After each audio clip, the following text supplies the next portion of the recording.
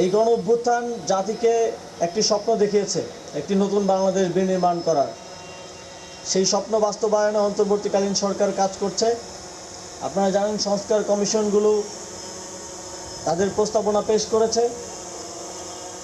Stake holder কনসালটেশনের মাধ্যমে সেই প্রস্তাবনাগুলো বাস্তবায়নের মাধ্যমে রাষ্ট্র কাঠামোর যেই অঙ্গগুলো বিগত ফ্যাসিবাদী সরকারের আমলে ধ্বংসপ্রাপ্ত হয়েছে সেগুলোকে পুনর্গঠন করা হবে এবং এর মাধ্যমে আমরা বিশ্বাস করি বাংলাদেশ এই ফ্যাসিবাদী ব্যবস্থার থেকে মুক্তি পাওয়ার পথে অগ্রসর হবে।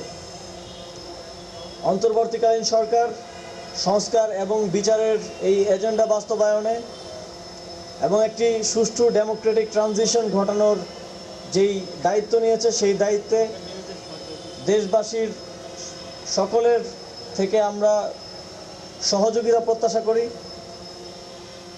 এবং বাংলাদেশের জনগণ একটি রক্তক্ষয়ী গণ অভ্যুত্থানের পরেও ধৈর্য সহকারে যেই প্রজ্ঞার পরিচয় দিয়েছে, কোনো প্রকার বড় ধরনের রক্তপাত হয়নি, দেশের জনগণের ল অ্যান্ড জাস্টিসের প্রতি যেই শ্রদ্ধা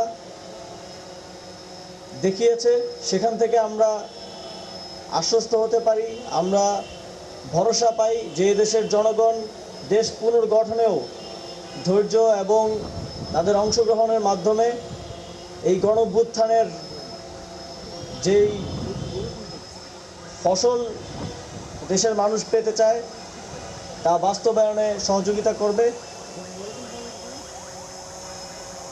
সর্বশেষ আজকের তারুণ্যের উৎসব 2025 ঢাকা বিশ্ববিদ্যালয়ের যে আয়োজন, সেই আয়োজনের শুভ উদ্বোধন ঘোষণা করছি